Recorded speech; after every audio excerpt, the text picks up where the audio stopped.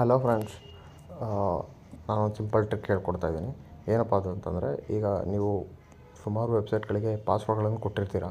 So ಮರ್ತು ಹೋಗ್ತಾ ಇರ್ತೀರ. ಡಿಫ್ರೆಂಟ್ ಪಾಸ್ವರ್ಡ್ಸ್ಗಳನ್ನ ಕೊಟ್ಟಿರ್ತೀರ.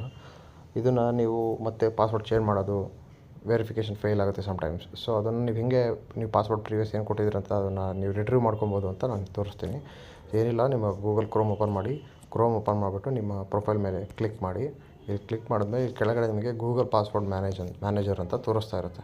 ಸೊ ಅದ್ರ ಮೇಲೆ ನೀವು ಕ್ಲಿಕ್ ಮಾಡಿದ್ರೆ ಇಲ್ಲಿ ನಿಮಗೆ ಏನೇನು ಲಾಗಿನ್ ಮಾಡಿದರೆ ಅದೆಷ್ಟು ಅಕೌಂಟ್ಸ್ ಬರುತ್ತೆ. ಸೊ ಅದು ಬೇಡ, ನಮಗೆ ಸೆಟ್ಟಿಂಗ್ಸಿಗೆ ಕ್ಲಿಕ್ ಮಾಡಿಬಿಟ್ಟು ಇಲ್ಲಿ ಇಂಪೋರ್ಟ್ ಪಾಸ್ವರ್ಡ್ ಅಂತ ಇರುತ್ತೆ.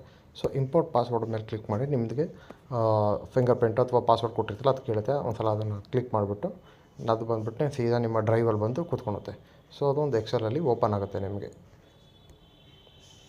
Thank you.